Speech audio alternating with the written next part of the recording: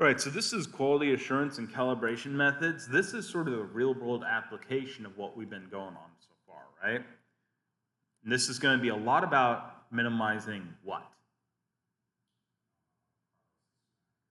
Probably systematic error. You got it. Yeah, mostly systematic error, though it does give you, you have to, I'll get into it, but you have to determine the level of uncertainty you're comfortable with, because you can't get zero random error, right? So you got to determine, how far are you going to go in eliminating random error. And then you need a method that's going to eliminate absolute maximum amount of systematic error you can. Okay? Whether that's subtracting it off or not screwing up in the first place. By the way, when I say screwing up, know that that's not a bad thing, okay? Like, literally, you cannot ever not screw up. You are human, that is it. Okay?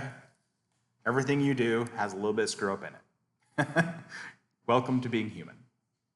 All right. So these are the different things you're going to be concentrating on for the quality assurance and calibration methods. Obviously, those are in here too.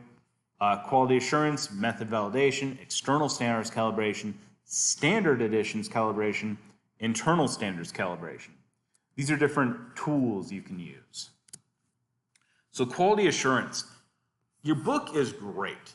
It is a fantastic book, and these are the reasons why it's such a great book. This is real-world data. So labs are certified to be able to give lead concentrations in samples. In this case, we're talking about water, but also for blood and everything else, okay? And to gain these certifications, the government typically is the one that does it, or a certified body. Like there's private organizations that do certifications too, okay? So what they do is they'll randomly send out samples to labs throughout the year, and they'll get these results back. The samples they sent out are standard samples.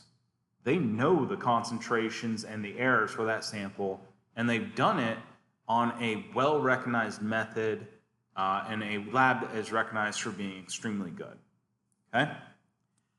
And they usually test this on multiple labs of theirs, and they go quite far in getting good values. They're usually pretty good, but of course you can always screw up. Everybody can always screw up. But they usually have pretty good quality assurance, okay? And so they send this sample out, and this right here, this graph, shows you the concentration that would be the acceptable value. See, it's a concentration range within the given confidence interval that they've done. Typically, it's something like 99% because or 95%, depending on what the method is. It would be the confidence interval you want for that test. So like if this was blood test, you'd want 1 in 10,000 chance, okay? But anyways, so this would be the values that they should fall within, okay? These are the different labs, and these bars around them are their uncertainties for that lab. Notice some of them are really good uncertainties, but the accuracy is god-awful, okay? And notice some of them are actually really good. They're on, like this one right here is amazing. Almost no uncertainty, it's right in there. But notice this one over here with the uncertainty outside the range. There are uncertainty bars that you can't even see the end of, right? Even worse, though, is that of 181 labs, 18 reported results, more than 50% above. That's 50% above. That's terrible, right? Awful. And 4 reported results more than 50% below the certified level, which is that right there. And note that something like half of these don't even, more than half, the majority seem to don't even include the certified result within their error bars. These are certified labs, guys. This is the 181 labs that you would send off water samples to see if you have, poisonous amounts of lead in your water. These are the labs that give results that go into lawsuits. And the majority are fucking up. Don't even get something with that the result is within their range. That's the majority of them. That's really bad, right? God awful. And that's real world. This is what's happening now. Okay, I promise you, it hasn't gotten better. Okay? So this is one of the reasons I always stress this stuff. I'm hoping that you guys can go out there and actually say, you know, you guys are fucking up. Let's fix this. And notice that many of these are not randomized error. Like these are randomized error, and they're just really bad. But like this one right here, they actually probably don't have that much systematic error. It's just they're not doing enough samples probably. That would be my guess. But these over here probably have terrible systematic errors they're doing. Their procedures are just wrong. Okay? Just outright wrong. And I can't really give you an example because most of the examples I know are things that I'd probably get in trouble for revealing, or somebody I know would get in trouble for revealing. But suffice to say, there are labs that test blood samples that is that. And I know for a fact. Yeah. And like lawsuits were happening behind the scenes because of it. So like testing blood samples in a lab, like going to the doctor, like sometimes they'll take blood samples and whatnot. Is it pretty much like the same as that kind of like? I bet you it'd be worse. Really? Yeah, because blood samples are more complex. And a lot of them get shipped off. Like you notice they're not done the same day or within a couple days. They're done in like a week or two. Yeah. Those ones are shipped off. My doctor come back home, I usually get it the next day. Then that one's probably being done in a lab nearby. Maybe not in the hospital, but yeah. A lot of them are done in the hospital if they're simple stuff. But if they're more complex stuff, like lead in blood, lead levels in blood, those are typically shipped off. They should get back to you in about 3 to 4 days. But if it ever takes more than a week, you know something's really screwed up. Because blood samples typically are not stable for a week.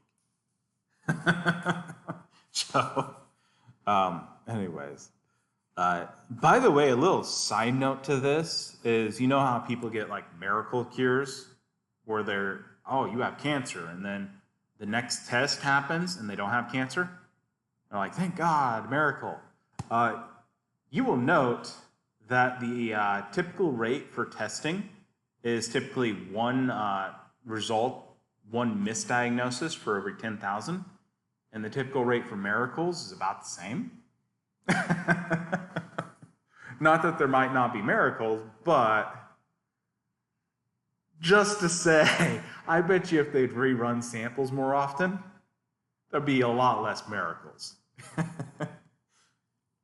Okay, anyways, so this is real world data you guys see in your books. That's why it's kind of a cool thing in your book.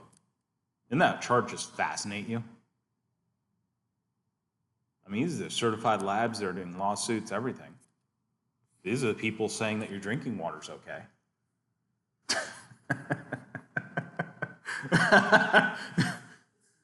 No. Yeah, makes you worry, doesn't it? So quality assurance is what we do to get the right answer for our purpose. We use objectives from which specifications for data quality can be derived. We use specifications. These could include requirements for sampling, accuracy, precision, specificity. Everybody say it with me. Specificity. Got it? Okay. I know, it's something got practice. Detection limits, standards, and blank values. By the way, the blood thing I just talked about, their problem was detection limits. That's what they were really... Their specifications for their quality assurance was not right. So every method has a limit in which it can detect. This was actually messed up in the COVID tests at the beginning. They placed the limit too low, and so everybody was coming up. Yeah. And the reason that happened is because COVID needs a certain viral load to actually take hold. And people were well below that viral load, but they're coming up positive because they have some virus in their system. Yeah. And they've still been struggling with that. There's a lot of labs that just don't have proper detection limits for that. It's a great example, by the way. The assessment is the process of one collecting data to show that analytical procedures are operating with specified limits, and two, verifying the final results meet use objectives. Notice that you gotta assign your objective. What do you want?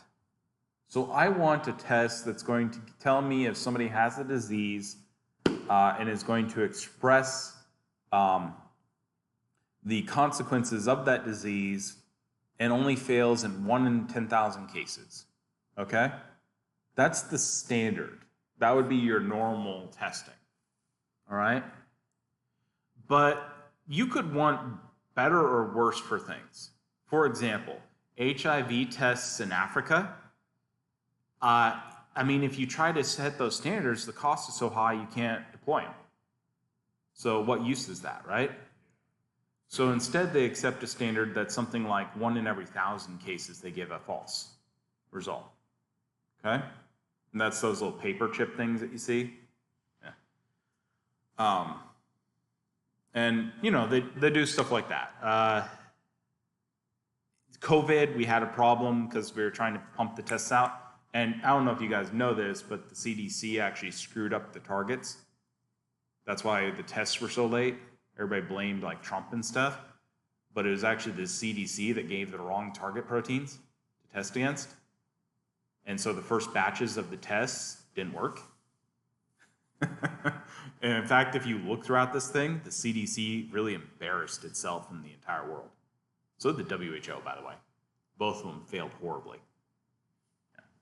Absolutely terrible results. Just garbage, man. People should have been fucking fired. Yeah. Anyways. So keep in mind that it isn't just better is better. Okay? You have to have limits. If you have a test that takes 10 years to complete all the testing, but you get perfect results, that's 1 in every, 10 to the 100th, is that going to do you any good? Yeah. You'd only be able to do one sample every 10 years. It'd be meaningless, right? Yeah. So you got to give time limits, costs. Yeah.